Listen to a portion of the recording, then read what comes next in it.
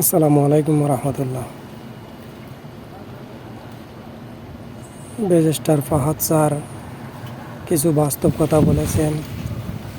সম্পূর্ণ কথাগুলো মনোযোগ সহকারে শুনে যাবেন আর সবাইকে দেখার সুযোগ করে দিবেন। ভিডিওটা সবাইকে দেখার সুযোগ করে দিবেন। আপনার বাস্তব কথাগুলো অনেক সুন্দর কথা বলেছেন, আমার কাছে ভালো লাগছে। আপনাদেরকে দেখার সুযোগ করে দেন। সবাই শেয়ার করবেন, লাইক করবেন। সবাই এনসিপির পক্ষে থাকেন, কারণ এনসিপি হচ্ছে বাংলাদেশে গণ অভ্যুত্থানের 24-এর ফেস। তাদেরকে যদি মনে করে থাকেন আজকে তাদেরকে আহত করে তারা মাইর খাইছে তো ভালো হয়েছে, তারা পরশুদিন আমার নেতারে গালি দিছিল, মনে রাখবেন পরশুদিন কিন্তু আপনিও মাইর খাইবেন। একই শত্রুরা আমাদের সবাইকে একজনকে দিয়ে আরেকজনকে পিটাচ্ছে। অতএব নিজেদের ভিতরের এই বাস্তবতাগুলো মনে রাখেন। সবাই কাঁধে কাঁধ মিলায় আজকে এনসিপির পাশে দাঁড়ান। শুধু গোপালগঞ্জে না, সারা বাংলাদেশে দাঁড়ান।